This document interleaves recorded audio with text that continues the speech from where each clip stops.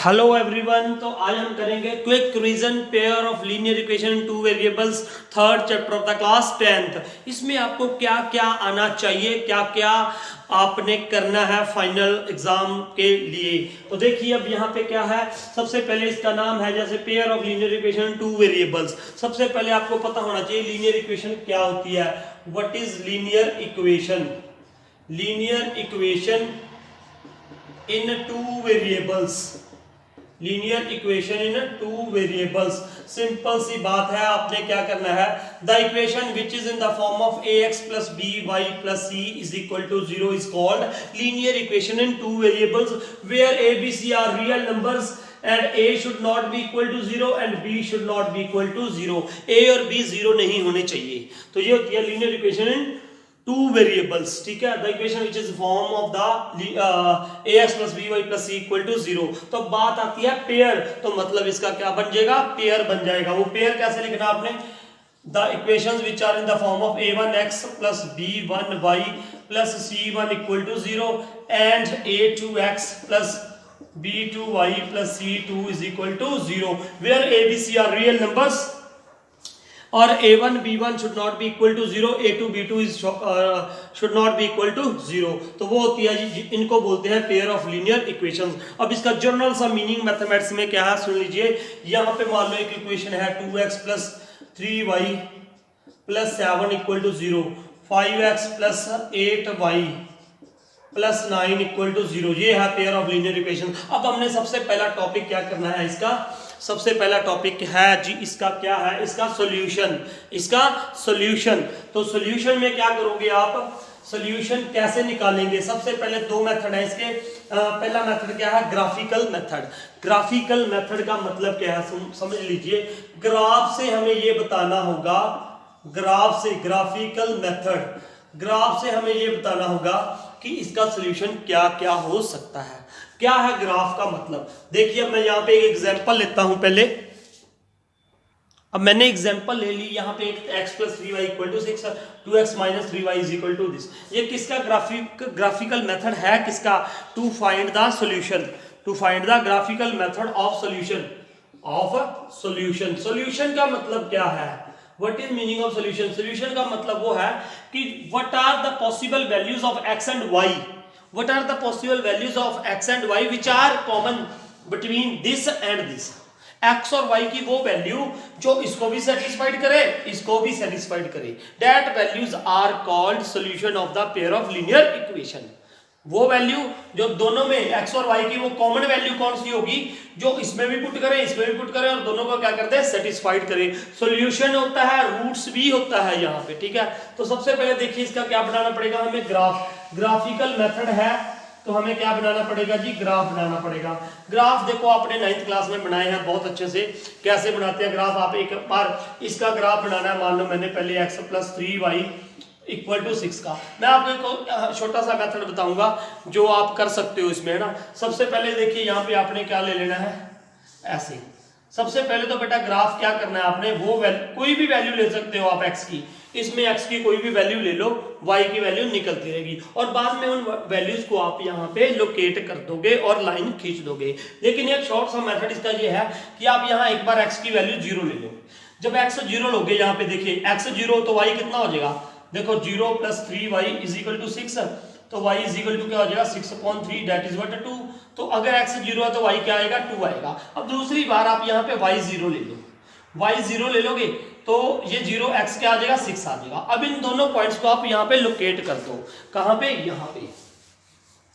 यहाँ पे लोकेट करोगे तो देखिए अब यहाँ पे क्या होगा, सपोज 0, यहाँ पे क्या है 1 2 3 4 5 और 6, है ना। अब सबसे पहला पॉइंट था x 0 तो y 2, x 0 तो y क्या होगा 2, x 0, अगर x 0 है तो y 2, ये पॉइंट हो जाएगा। x 0 है तो y 2 यहीं पे होगा। उसके बाद x 6 y 0, x 6 y 0 ये होगा पॉइंट। तो आप इन दोनों को मिला दो यहां से ऐसे, ये बन गया जी इसका ग्राफ एक लाइन का। और इसके ऊपर आपने लिख देना है ये कौन सा किसका ग्राफ है, x plus 3y is equal to 6 का, ठीक है। आप कोई और पॉइंट्स लेके भी निकाल सकते हो, लेकिन ये शॉर्टकट है इसका ग्राफ ड्रॉ करने का। उसके बाद दूसरी वैल्यू देखिए, दूसरा इक्वेशन क्या थी, 2x minus 3y is equal to क्या होगा 12। तो अब यहाँ पे फिर आप x क्या ले लो, एक बार 0 ले लिया x की वैल्यू जब मैंने यहाँ पे क्या ले ली 0, देखिए ये 0 बन जाएगा और ये y कितना हो जाएगा, देखिए y कितना हो जाएगा -3y इज इक्वल टू 12 हो जाएगा, y इज इक्वल टू क्या आ जाएगा -4 आ जाएगा। अगर x की वैल्यू यहाँ पे 0 पुट करोगे तो y कितना आ जाएगा -4 आ जाएगा। उसके बाद y 0 ले लीजिए, अब यहाँ पे y क्या ले लोगे आप 0, y 0 यहाँ पे लिख दिया मैंने। अगर ये 0 है तो x कितना आ जाएगा, x 6 आ जाएगा, x क्या आ जाएगा 6 आ जाएगा। अब इन पॉइंट्स को लोकेट कर दो, x 0 लोकेट करोगे तो y क्या आ रहा है -4, देखिए ये क्या है -1 -2 -3 -1 -2 -3 और यहाँ पे क्या है जी -4। x क्या है 0 और y कितना है -4, x 0 y -4 यही पॉइंट होगा, this point will be there. उसके बाद x 6 y 0, x 6 y 0 sorry हाँ x 6 y 0, तो ये वाली पॉइंट होगा, ये वाली पॉइंट होगा ना। तो अब इन दोनों पॉइंट्स को आप ऐसे ड्रॉ कर दो, इसका ग्राफ, ये आ गया जी इसका ग्राफ। अब सुनिए यहाँ पर ये दोनों लाइंस, दो लाइंस कट कर रही होगी, that will be the common solution, that will be the common solution. अब ये ना मेरा यहीं पे कट रहा है इसी पॉइंट पे, तो 6 और 0 इसका क्या होगा, 6 and 0 will be the common solution, 6 and 0 क्या होगा इनका कॉमन सॉल्यूशन होगा। मतलब x की वैल्यू इसमें 6 डाल दो तो x 6 y 0 इसको सेटिस्फाइड करेगा, x 6 6 2 12 इक्वल टू 12 आ जाएगा। तो 6 एंड 0, अब देखिए अब इसका सार बता रहा हूं मैं, ये बाई चांस मेरा यहीं पे कट गया। अब अगर ग्राफिकल सॉल्यूशन का मतलब क्या है सुन लीजिए दोबारा से, अब असली मीनिंग इसका है क्या, आपने दोनों लाइन दोनों इक्वेशन होंगी उनका क्या बना देना है, ग्राफ बनाना है। आपने क्या बनाना है, graph.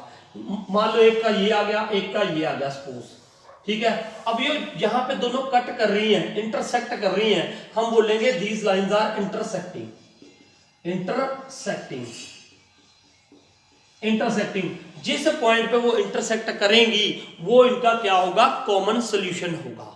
That point will be the common solution. That point का मतलब वहां पे जो कोऑर्डिनेट्स आएंगे, अब देखिए यहाँ पे लेट अस सपोज यहाँ पे क्या है 1 और इधर से ये क्या है 2, तो इसके कोऑर्डिनेट्स क्या हो गए 1 एंड 2, तो 1 एंड 2 उन दोनों लाइनों के, उन दोनों पेयर ऑफ इक्वेशंस के क्या होंगे, कॉमन सॉल्यूशन होंगे। तो अब इसको ग्राफिकल मेथड को थोड़ा सा डिटेल में बताऊंगा। अब आप सोच रहे होगे सर अगर लाइंस इंटरसेक्टिंग ना हो तो क्या होगा। देखिए जब भी आप किसी का भी ग्राफ बनाओगे, किसी भी दो पेयर्स का ग्राफ बनाओगे, तो वो क्या क्या हो सकती हैं, लाइंस क्या हो सकती हैं, इंटरसेक्टिंग, या तो क्या होगी वो इंटरसेक्टिंग लाइंस होंगी, या क्या होगी पैरेलल लाइंस होंगी, पैरेलल, या क्या होंगी कोइंसाइड लाइंस होंगी, कोइंसाइड, ठीक है। अब देखिए सबसे पहले इंटरसेक्टिंग का मतलब आपने ग्राफ बनाया, एक का ग्राफ ये आ गया, ऐसे आ गया, एक का ये आ गया, तो यहां पे ये लाइंस क्या होगी जी, इंटरसेक्टिंग हो रही है। यहां पे ये लाइंस क्या है, इंटरसेक्टिंग है, ये लाइंस क्या है, इंटरसेक्टिंग, ठीक है। उसके बाद पैरेलल लाइंस का, मान लो एक का ग्राफ आपने बना दिया ऐसे, एक लाइन ऐसे आ गई जी, दूसरी लाइन भी ऐसे ही आ रही है, इसके पैरेलल आ रही है, तो हम उनको बोल देंगे दीज लाइंस आर पैरेलल। तो यहां पे जब जो इंटरसेक्टिंग हो रही है तो यहां पे क्या होता है, unique solution, unique solution. Unique solution का मतलब कोई दो इक्वेशन है, मान लो 5x plus 3y is equal to 9, 7x plus 4y is equal to 8, तो इनका एक सॉल्यूशन पॉसिबल है। x और y की सिर्फ एक वैल्यू पॉसिबल है जो इन दोनों को क्या करेगी, सेटिस्फाइड करेगी।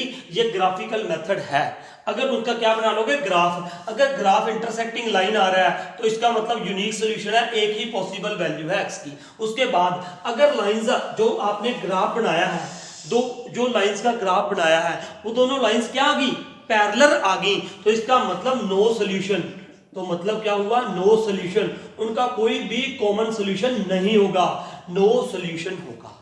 क्लियर। उसके बाद अगर क्या आ गई, कोइंसिडेंट आ गई, कोइंसाइड का मतलब क्या है, एक की आपने लाइन बनाई, लाइन आ गई जी ऐसे, एक लाइन ऐसे आ गई, दूसरी लाइन भी देखो, दो इक्वेशन है ना, मान लो एक ये इक्वेशन है एक ये है, दोनों का आपने ग्राफ बनाना है जैसे मैंने पहले का बनाया था। तो दूसरी का ग्राफ भी इसी के ऊपर ही आ रहा है, इसके बिल्कुल ऊपर ही आ रहा है ग्राफ, दोनों लाइनों का ग्राफ एक दूसरे के ऊपर आ रहा है, तो उसको बोलते हैं कोइंसिडेंट लाइंस। ठीक है, तो अब यहां पे क्या होगा, infinitely many solution, infinitely many solution. Infinitely का मतलब वो सारे पॉइंट्स जो इन लाइंस के ऊपर आ रहे हैं वो सारे इनके क्या होंगे, कॉमन सॉल्यूशन हो जाएंगे। तो ये था ग्राफिकल मेथड। क्या ग्राफिकल मेथड में, इंटरसेक्टिंग लाइंस, अगर लाइंस इंटरसेक्ट कर रही है तो यूनिक सॉल्यूशन होगा, एक सॉल्यूशन होगा, कॉमन सॉल्यूशन। उसके बाद अगर लाइंस क्या आ गई, पैरेलल आ गई, लाइंस क्या आ गई, पैरेलल, तो क्या होगा, नो सॉल्यूशन होगा। उसके बाद कोइंसाइड, अगर लाइन के ऊपर ही लाइन आ रही है दूसरी, तो क्या होगा, इनफिनिटली मेनी सॉल्यूशन होंगे। इस तरीके से हम ग्राफ बना के किसी भी दो पेयर ऑफ लीनियर इक्वेशन है उनका क्या निकाल सकते हैं, सॉल्यूशन निकाल सकते हैं। एक दूसरा अब इसमें क्या है, इसमें क्या है दूसरा, अगर बिना ग्राफ के भी हम बता सकते हैं कि इसका कौन सा सॉल्यूशन होगा, which type of solution it has. तो सॉल्यूशन कौन कौन से होते हैं, सॉल्यूशन तो हमने देखा ना, या तो एक सॉल्यूशन होगा, या नो सॉल्यूशन होगा, या इनफिनिटली मेनी सॉल्यूशन होगा। तो देखिए उसके लिए कौन सी कंडीशन है। लेट अस सपोज यहाँ पे इक्वेशन है a1x plus b1y plus c1 equal to 0, a2x plus b2y plus c2 is equal to 0। अब मैं आपको ये बता रहा हूं, मान लो बिना ग्राफ के मैं आपसे पूछूं कि इसका कौन सा सॉल्यूशन होगा, नो सॉल्यूशन होगा, या इनफिनिटली मेनी सॉल्यूशन होगा, या यूनिक सॉल्यूशन होगा।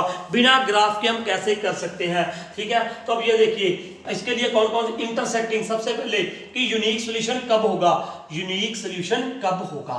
अब सबसे पहले देखिए, अगर क्या हो a1 upon a2 not equal to b1 upon b2, हम क्या कर लेंगे, a1 और a2, a1 अपॉन a2 इसका कोफिशिएंट b1 अपॉन b2, अगर इनकी रेशो इक्वल नहीं आ रही है तो क्या होगा, हमें पता चल जाएगा कि उसका ग्राफ जो बनेगा वो पक्का क्या होगा, इंटरसेक्टिंग लाइंस होंगी, और कौन सा सॉल्यूशन होगा, यूनिक सॉल्यूशन होगा।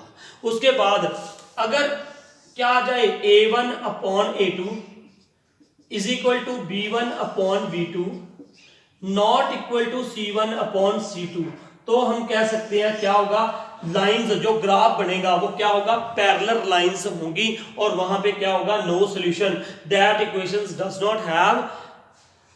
Not have common solution, no solution होगा वहां पे, ठीक है। अब कोइंसाइड के लिए क्या होगा, अगर a1 upon a2 is equal to b1 upon b2 is equal to c1 upon c2, अगर ये हो जाए, तीनों की रेशियो इक्वल आ जाए, तो वो कौन सा होगा, कोइंसाइड होगा, और इनफिनिटली मेनी सॉल्यूशन होगा। तो ये तीनों कंडीशंस आपको याद करनी पड़ेगी। अब लेट अस सपोज मैंने ये क्या लिख दिया, मैंने यहाँ पे ये लिख दिया 5x plus 2y plus 8 equal to 0, 7x plus 8y plus 16 equal to 0। अब देखिए सबसे पहले मैंने a1 है क्या, जो x का कोफिशिएंट है यहाँ पे वो क्या होगा, a1 होगा, a1 अपॉन a2, तो ये क्या होगा 5 अपॉन 7। उसके बाद b1 क्या है यहाँ पे, b1 is equal to 2 upon b2 upon 8, इसको कैंसिल कर दो, 1 अपॉन क्या आ गया 4, c1 upon c2 8 upon 16, 1 upon 2 आ गया है ना। अब देखिए तो ये 1 अपॉन 2, ये 2 अपॉन 4। अब देखिए सबसे पहले a1 upon a2 is equal to b1 upon b2 के है, नहीं है, ये वाली कंडीशन आ रही है, इट इज नॉट इक्वल। आगे तो मुझे देखना ही नहीं है, जब ये दोनों अनइक्वल आ गई तो इसका मतलब क्या होगा, इसका मतलब क्या होगा, इंटरसेक्टिंग लाइंस होगी। इसका मतलब क्या हो गया, lines are intersecting and it has a unique solution, it has a unique solution. अब यहाँ पे एक बार क्या करेंगे हम, देखिए a1 upon a2 is not equal to b1 upon b2, तो लाइंस जो बनेंगी ये क्या होगा, यूनिक सॉल्यूशन होगा, क्या होगा, यूनिक सॉल्यूशन। और लाइंस क्या होंगी, इंटरसेक्टिंग, लाइंस क्या होंगी, इंटरसेक्टिंग। मतलब अगर इसका ग्राफ बनाओगे है ना, जिसमें ये कंडीशन आ रही है a1 upon a2 not equal to b1 upon b2, तो यूनिक सॉल्यूशन होगा, और लाइंस क्या होंगी, इंटरसेक्टिंग। अगर ये वाला आ रहा है तो क्या होगा, पैरेलल होंगी lines will be parallel and no solution, no solution. और अगर तीनों इक्वल है तो क्या होगा, इनफिनाइटली मैनी सॉल्यूशन। क्या होगा, इनफिनाइटली मैनी सॉल्यूशन होगा। लाइंस कौन सी होंगी, कोइंसाइड। कोइंसाइड का मतलब मैंने बताया था एक लाइन के ऊपर ही दूसरी लाइन आ जाएगी, ठीक है। तो इसमें क्या होगा, नो सॉल्यूशन में लाइंस आर पैरेलल, तो इसमें क्या हो जाएगा, लाइंस आर इंटरसेक्टिंग, ऐसे, ठीक है। तो ये था graphical method of the solution. अब इसके बाद हमने क्या करना है, अलजेब्रिक मेथड। अलजेब्रिक मेथड से पहले एक आप और चीज सुन लीजिए, एक होता है कंसिस्टेंट। क्या आपसे क्वेश्चन आएगा कि जो इनका सॉल्यूशन है वो कंसिस्टेंट है या इनकंसिस्टेंट है, या इनकंसिस्टेंट है। अब देखिए, अगर तो क्या है, यूनिक सॉल्यूशन, अगर क्या है, यूनिक सॉल्यूशन है तो वो क्या होगा, कंसिस्टेंट, वो क्या होगा, कंसिस्टेंट। और अगर क्या है, इनफिनाइटली मैनी सॉल्यूशन है, अगर क्या है, इनफाइनाइटली मैनी सॉल्यूशंस है, इनफिनाइटली मैनी सॉल्यूशन, तो क्या बोलेंगे, होगा कंसिस्टेंट, लेकिन वहां पे आपने क्या लिख देना है, dependently, dependently consistent, dependently consistent. मतलब ये है कि जब कोई ना कोई सॉल्यूशन होगा तो वो कंसिस्टेंट होगा। कोई ना कोई सॉल्यूशन है मतलब या तो एक सॉल्यूशन होता है या इनफिनिटली मेनी सॉल्यूशन होते हैं। तो अगर कंसिस्टेंट है तो यूनिक सॉल्यूशन होगा या इनफिनिटली मेनी सॉल्यूशन होगा। और अगर कंसिस्टेंट है तो आप यूनिक सॉल्यूशन लिख दो, अगर इनफिनिटली मेनी सॉल्यूशन है तो डिपेंडेंटली कंसिस्टेंट लिख दोगे। और अगर नो सॉल्यूशन है, अगर क्या है, नो सॉल्यूशन, तो वो क्या हो जाता है, इनकंसिस्टेंट। क्या हो जाता है, इनकंसिस्टेंट। तो इसके बाद हम करेंगे, अब हमने पहले पढ़ा था algebraic graphical method to find the solutions, अब है अलजेब्रिक मेथड। अलजेब्रिक मेथड में सबसे पहले आपने क्या पढ़ना है, algebraic method, there are 3 methods, है ना, 3 मेथड है इसको सॉल्व करने के। सबसे पहले है substitute method, substitute method, substitute method. Second है जी cross elimination method, elimination method, elimination method, ठीक है। थर्ड है जी क्रॉस मल्टीप्लिकेशन, जो इस साल के लिए कट गया है, ठीक है, क्रॉस मल्टीप्लिकेशन। मैं आपको एक एक एग्जांपल देके बताता हूं ये क्या है। सबसे पहले है सब्स्टिट्यूट मेथड। सब्स्टिट्यूट मेथड में आपने देखो, मैंने करवाना नहीं है, वो आपको आता है, सिर्फ ये क्विक रिवीजन में मैं आपको बता रहा हूं। देखिए क्या होता है, लेट अस सपोज यहां पे 7x + y = 9 है, और कोई इक्वेशन दूसरी है यहाँ पे 5x + 8y = 5 है। अब आपने क्या करना होता है, एक इक्वेशन में से x या y की वैल्यू निकाल कर दूसरी इक्वेशन में पुट कर देनी होती है। ये होता है सब्स्टिट्यूट। सब्स्टिट्यूट का मतलब ये होता है ना, इसकी जगह के कोई सब्स्टिट्यूट बताओ मेरे को, ठीक है।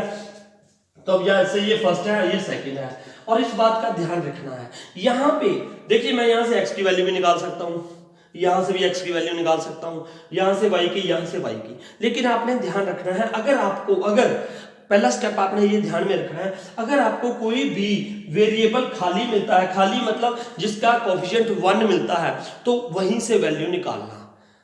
वहीं से क्या निकालोगे आप, वैल्यू निकालोगे। जैसे यहाँ पे y का कोएफिशिएंट 1 है, तो हम यहां से इसकी वैल्यू निकालेंगे y की, y = 9 - 7x, और ये वैल्यू आप इसमें पुट कर दोगे दूसरी इक्वेशन में। ये बात ध्यान में रखना, ये है सब्स्टिट्यूट मेथड।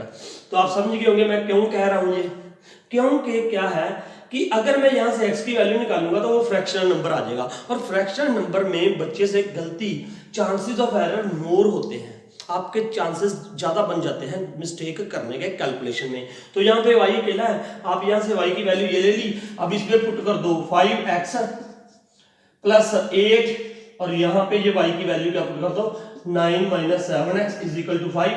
यहां से आप x की वैल्यू निकाल लो, उसके बाद y की वैल्यू यहां से इसमें x की वैल्यू पुट कर दोगे तो y की वैल्यू आ जाएगी। तो ये होता है सब्स्टिट्यूट मेथड, मतलब एक से एक वेरिएबल की x या y की वैल्यू निकाल के दूसरे में पुट कर दोगे, ठीक है। तो ये था सब्स्टिट्यूट मेथड। सेकंड क्या है, एलिमिनेशन मेथड। एलिमिनेशन मेथड के बारे में आपको बताऊंगा मैं थोड़ा सा। एलिमिनेट, जैसे मान लो यहाँ पे क्या है, 5x + 7y = 9, 8x - 4y = 2, ये फर्स्ट है, ये क्या है, सेकंड। एलिमिनेट का मतलब ये होता है कि हमें एलिमिनेट करने होते हैं, एलिमिनेट कैसे करोगे एलिमिनेट, सुनिए, ये फर्स्ट इक्वेशन है, सेकंड है, इसको इस इक्वेशन को इसके कोफिशिएंट के साथ मल्टीप्लाई कर दो 8 के साथ पूरी इक्वेशन को, और इसको आप 5 के साथ मल्टीप्लाई कर दो। ये जरूरी नहीं है कि x के कोफिशिएंट के साथ ही मल्टीप्लाई करना है, आप y के कोफिशिएंट के साथ भी मल्टीप्लाई कर सकते हो, ठीक है। अब यहाँ पे मुझे क्या 8 तो मैंने इसके साथ मल्टीप्लाई कर दिया, 8 5 का क्या हो जाएगा 40x। अब बच्चा ध्यान में रखना, कई बार बच्चा इससे मल्टीप्लाई कर देता है, इससे भी कर देता है, 8 7 56y, लेकिन इससे भूल जाता है। ध्यान देना इस बात पे, ये मिस्टेक नहीं करनी है आपने। तो 8 9 72, तो अब इसको 5 के साथ कर दो, 5 8 40 माइनस 5 4 20 और 5 2 10। अब यहाँ पे आप क्या कर दोगे, इसको क्या कर दोगे, इन दोनों का अगर तो साइन पहले ही ऑपोजिट है तो आप प्लस कर दोगे। अगर कई बार ऐसा भी होता है कि इनका साइन पहले ही ऑपोजिट होगा, मतलब इनको प्लस माइनस करके एलिमिनेट हो रहा हो यार, एलिमिनेट कैसे होगा, जब इन दोनों का साइन क्या है ऑपोजिट है। अगर पहले ही ऑपोजिट है साइन तो आप प्लस कर दोगे इन दोनों को, अगर नहीं है तो क्या कर दोगे माइनस।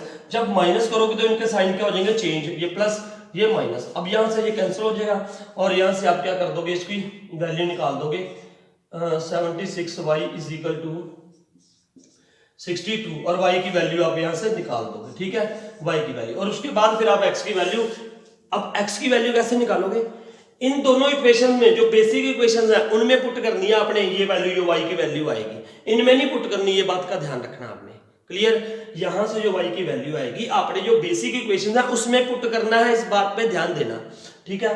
तो और एक बार और बता दूं, आप एलिमिनेशन ऐसे भी हो जाता है, कई बार ऐसे हो 5x minus y is equal to 8, 7x plus y is equal to 9। अब मुझे इसकी मल्टीप्लाई करने की जरूरत नहीं है, 7 को 5 के साथ, 5 को 7 के साथ, क्यों, क्योंकि यार ये दोनों पहले ही एलिमिनेट हो रहे हैं, मुझे सिंपल क्या करना है, प्लस करके दिखा देना और ये कैंसिल हो जाएंगे। एलिमिनेट ही तो करना है, एलिमिनेट का मतलब खत्म होने चाहिए जी, तो जो पहले ही खत्म हो रहे हैं, ये माइनस का है, ये प्लस का है। और हाँ, अगर ये भी प्लस का होता तो मैं क्या कर देता, माइनस कर देता बस, तो भी ये खत्म हो जाते, ठीक है।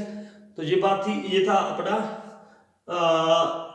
Elimination method. क्रॉस मल्टीप्लिकेशन के बारे में भी थोड़ा सा सुन लो, क्योंकि कई बार आप फॉलो कर सकते हो, कुछ क्वेश्चंस ऐसे हैं। देखिए जो ऑप्शनल एक्सरसाइज है 3.7, उसमें कुछ क्वेश्चन ऐसे मिलेंगे आपको, जहां मैं एक्स्ट्रा क्वेश्चन भी आपको बताऊंगा जो क्रॉस मल्टीप्लिकेशन से आसानी से हो जाते हैं, इसलिए मैं प्रेफर कर रहा हूं कि क्रॉस मल्टीप्लिकेशन मेथड भी आपको आना चाहिए। अब सुनिए ये क्या है, लेट अस सपोज यहां पे 5x minus 2y is equal to 4 है, 3x plus 5y is equal to 2 है, या ऐसे लगा लीजिए -2 इक्वल टू 0 है। सबसे पहले इसका मेथड का क्या करना है आपने, फर्स्ट ऑफ ऑल इस बात पे ध्यान देना कि ये जो कांस्टेंट है ये राइट साइड पे ही होने चाहिए। किस पे होने चाहिए, राइट साइड पे ही होने चाहिए। मैं लेफ्ट के साथ भी बता दूंगा आपको, लेकिन आप अपना ये मेथड अपनाओ कि it should be on right side. तो पहला तो ये था 5x minus 2y is equal to 4। अब यहां पे क्या हो जाएगा, 3x plus 5y is equal to 2, ठीक है, ये इक्वेशन बन गई, मैंने इसको मिटा दिया, ये इक्वेशन बन गई। अब एक कौन सा मेथड करना हमने, क्रॉस मल्टीप्लिकेशन। एक आपने ये बात याद रखनी है, 23 12, 23 12 का मतलब क्या है, 2 का मतलब b, इसका मतलब c, 1 का मतलब a और 2 का मतलब b, ठीक है, क्योंकि a b c होते हैं ना, a1 b2 c3 वो वाला बस, ठीक है। अब आपने ये याद रखना है 23 12, ठीक है, इस हिसाब से। अब ये देखिए ये क्या है, a1 यहां पे मैंने लिख दिया a1, ये क्या है b1, ये क्या है c1, ये क्या है a2, ये क्या है b2, ये क्या है c2, ठीक है। क्रॉस मल्टीप्लिकेशन में कैसे सॉल्व करना है। अब सबसे आपने 23 12 2, तो आपने जो 2 मतलब b है, b की वैल्यूज लिख देनी है यहाँ पे सबसे पहले b1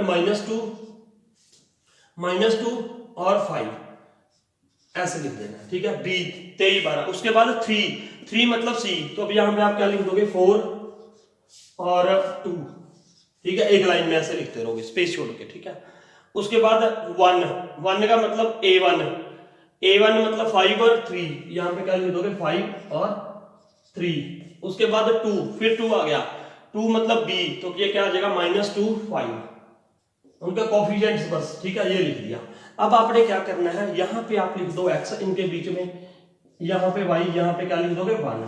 अब देखिए कुछ नहीं है, x अपॉन, यहां से इसको पहले मल्टीप्लाई करो आप, 2 2 जार 4 -4, फिर बीच में क्या आएगा माइनस, फिर इसको इसके साथ मल्टीप्लाई, 5 4 जार 20 इज इक्वल टू डालो, यहाँ पे क्या करोगे y, फिर इसको इसके साथ मल्टीप्लाई, 4 3 जार 12, 2 5 जार 10 -10 इज इक्वल टू 1 अपॉन, यहां से इसको इसके साथ मल्टीप्लाई 25, इसको इसके साथ माइनस, एक तो माइनस आएगी और यहाँ ब्रैकेट में लगा दो 3 2 जार 6 -6। अब देखिए, अब इसको सॉल्व कर दो आप, x अपॉन क्या आ जाएगा -24 is equal to y upon 2 is equal to 1 upon, ये माइनस माइनस क्या हो जाएगा +31, ये वैल्यू आ जाएगी।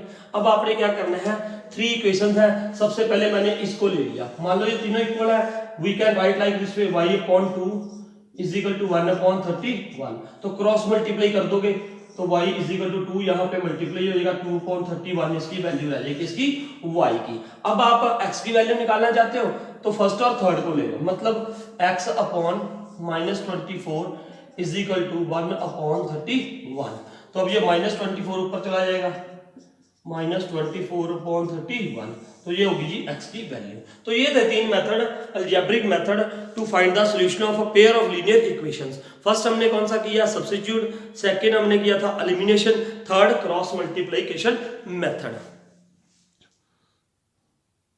तो now last topic of this chapter, equations are reducible to pair of linear equation two variables. कई बार क्या होता है कि कुछ इक्वेशंस ऐसी होती हैं, लेट अस सपोज यहाँ पे मैंने ये लिख दिया 2 upon x plus 3 upon y is equal to 1। ये क्या है, ये लीनियर इक्वेशन नहीं है इन टू वेरिएबल्स, है ना, ये लीनियर इक्वेशन नहीं है। क्यों, क्योंकि नीचे पावर ये आ रही है ना x और y की, वो पॉजिटिव नहीं है, ठीक है, क्योंकि ऊपर जाके लिखोगे तो ये क्या हो जाएगी -1, ठीक है। तो ये रिड्यूसेबल है किसमें, पेयर ऑफ लीनियर इक्वेशन में हम इसको चेंज कर सकते हैं, इसको लीनियर इक्वेशन बना सकते हैं, ठीक है। तो इसका मतलब ये क्या है, but we can reduce to the this into the linear equation, ठीक है, इनको बना सकते हैं। वो कैसे बनाना है, मान लो एक इक्वेशन ये है, वो यहाँ पे ऐसा होगा ना 3x plus 4 upon y is equal to 2 है, तो आपने क्या करना है, देखिए ये तभी हो सकता है पॉसिबल, अब यहाँ पे 1 अपॉन x है, यहाँ पे 1 अपॉन y है, नीचे x नीचे y, नीचे वाला सेम है, तो आप क्या करोगे, let 1 upon x is equal to a, मान लो मैंने ये लिख दिया, and 1 upon y is equal to b। तो अब ये देखिए ये क्या बन जाएगा, 2 इंटू, इसको मैं ऐसे लिख सकता हूँ 1 upon x plus 3 into 1 upon y is equal to 1। अब 1 अपॉन x की जगह पे क्या आ जाएगा, इसकी जगह पे क्या आ जाएगा a, तो ये इक्वेशन क्या बन जाएगी 2a plus 3b is equal to 1, ठीक है, ये इक्वेशन बन गई। अब यहाँ पे ये क्या हो जाएगा 3a plus 4b is equal to 2। अब आपके पास ये इक्वेशंस हैं, ये दोनों इक्वेशंस हैं, आपने क्या करना है, इन दोनों को सॉल्व कर लोगे आप। इन दोनों को सॉल्व करने के बाद, इन दोनों को सॉल्व करने के बाद आपने वापस यहाँ पे a की वैल्यू पुट करनी है और b की वैल्यू पुट कर देनी है, ठीक है। तो इन दोनों को सॉल्व कैसे करोगे, बाय सब्स्टिट्यूट कर लो, बाय एलिमिनेशन कर लो, बाय क्रॉस मल्टीप्लिकेशन कर लो, किसी भी मेथड के साथ a और b की वैल्यू निकालो, वापस यहाँ पे a की वैल्यू पुट करोगे, यहाँ पे b की वैल्यू पुट करोगे और फिर वहां से x और y की वैल्यू निकालोगे। एक बात और ध्यान में रखना, इस टाइप में अगर क्वेश्चन आता है, मान लो ये तो मैंने आपको बता दिया ऐसे, कई बार ऐसे होता है, देखना ध्यान से देखना बच्चा मिस्टेक क्या करता है, 1 upon 2x plus 1 upon 3y is equal to 8, है ना।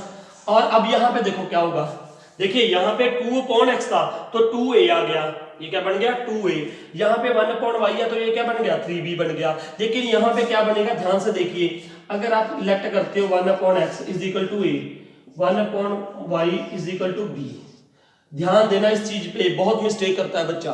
तो यहाँ पे क्या हो जाएगा, देखो 1 अपॉन 2 इंटू 1 अपॉन x मैं ऐसे लिखूंगा, plus 1 upon 3 into 1 upon y is equal to क्या होगा जी 8। अब 1 अपॉन x की जगह पे क्या आएगा a, तो इसकी जगह पे a आएगा ना, तो नीचे 2 तो नीचे रहेगा, a अपॉन 2 प्लस ये b upon 3 is equal to 8। उसके बाद आप हाँ इसको क्या कर सकते हो, फिर क्या लेना पड़ेगा, आप एलसीएम ले लो, इसको एलसीएम क्या आ जाएगा 6, 2 3 जा 3a प्लस 3 2 जा 2b इज इक्वल टू 8। अब ये इक्वेशन क्या बन जाएगी 3a plus 2b is equal to 48। इस टाइप से ये इक्वेशन बन जाएगी, ठीक है। ऐसे ही अगर दूसरी हो तो इस बात पे ध्यान देना यार, 1 अपॉन 2x और 2 अपॉन x, यहाँ पे तो क्या बनेगा 2a और यहाँ पे क्या बनेगा a अपॉन 2, ठीक है। तो ये थे बस इसमें, है ना, इस टाइप के क्वेश्चन हैं कुछ, उसके बाद रिड्यूसेबल फॉर्म वाली भी आपके होगी। तो इसके बाद मैं आपको कुछ एक्स्ट्रा क्वेश्चंस की वीडियो अपलोड करूंगा जो आपको फाइनल एग्जाम में पूरे मार्क्स लेने के लिए हेल्प करेगी। सो होप आपको ये समझ आई होगी शॉर्ट रिवीजन, क्विक रिवीजन इस चैप्टर की, है ना। अगर फिर भी किसी को कोई प्रॉब्लम रहती है तो वो कमेंट करके मेरे से पूछ सकता है। Thank you for watching this video. और एक और बात, अगर किसी ने अभी तक चैनल को सब्सक्राइब नहीं किया तो प्लीज सब्सक्राइब द चैनल और वीडियो को लाइक कीजिएगा आपको अगर अच्छी लगती है तो, and share with your friends. Thank you.